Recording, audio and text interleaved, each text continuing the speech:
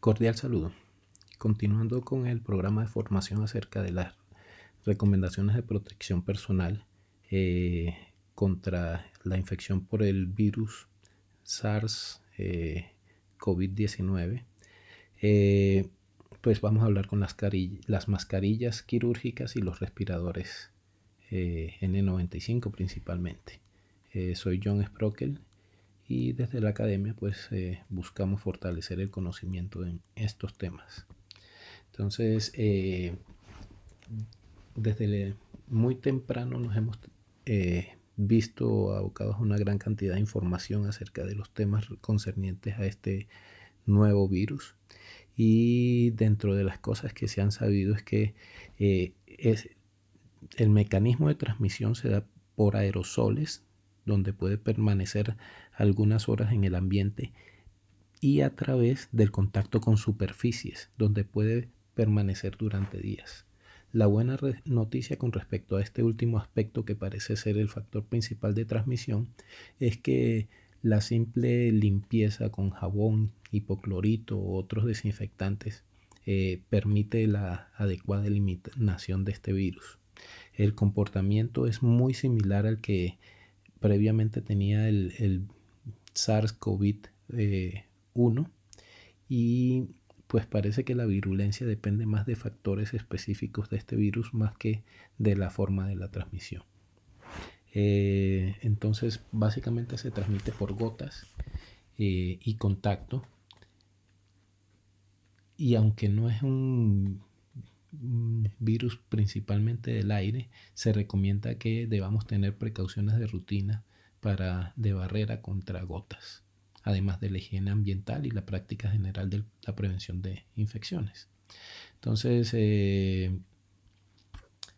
los elementos de protección incluyen bata, guantes, máscaras o respirador, con o sin un protector facial, gafas, además de ello. Entonces, como venía diciendo anteriormente, la vía aérea no es la principal forma de transmisión. Parecido a lo que ocurre con la influenza, la dispersión del virus no es tan amplia como puede ocurrir, por ejemplo, con la varicela o la tuberculosis. El informe de la campaña Superviviendo a la Sepsis habla de que el informe del centro chino había descrito 72.000 casos, de los cuales 44.000 fueron confirmados por laboratorio.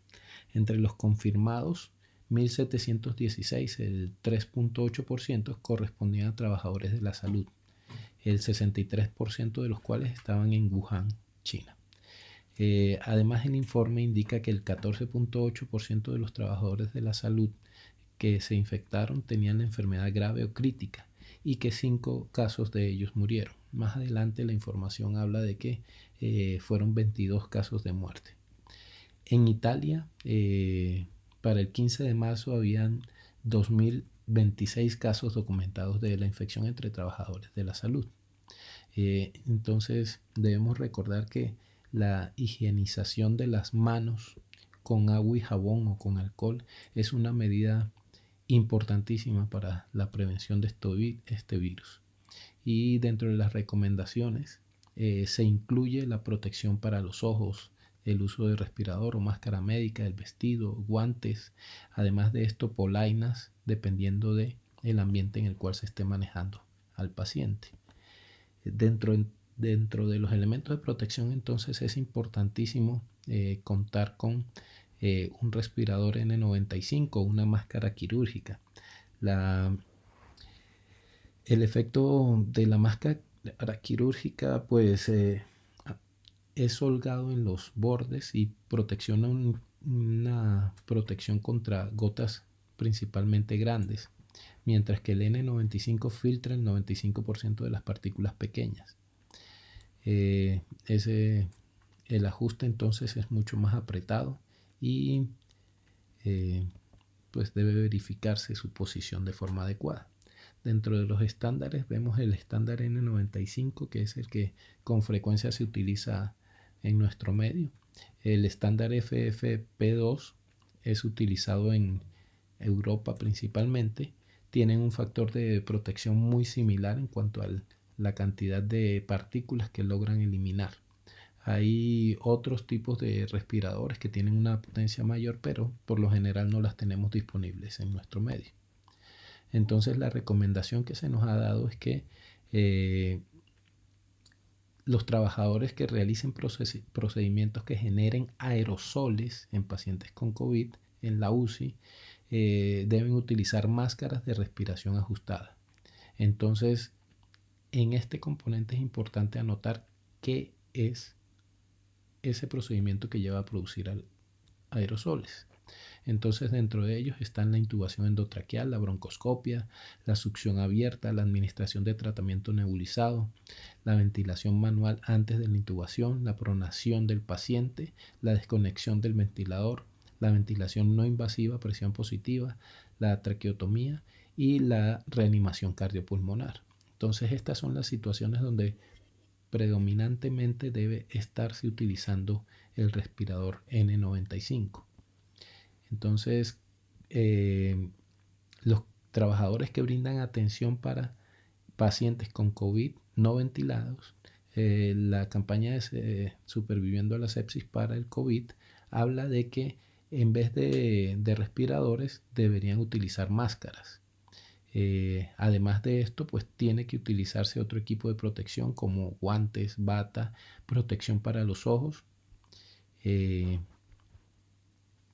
Esto parece ser más importante en este tipo de situaciones. Entonces, hay que anotar que existen estudios, existe un marco de evidencia en el cual se ha demostrado que los respiradores N95 no son superiores a las máscaras médicas o quirúrgicas para la prevención de la influenza entre el personal de la salud. Este ensayo clínico aleatorizado llevado a cabo en un grupo de más de 2.800 médicos y personales de la salud no demostró diferencia alguna entre la máscara médica y el respirador N95 en cuanto a la infección clínicamente demostrada de influenza y síndrome de dificultad respiratoria, infecciones respiratorias, infecciones confirmadas o no por laboratorio o enfermedad parecida a la influenza. Entonces, esto entre un nicho bastante grande de personas y revisiones sistemáticas han ido en este mismo sentido.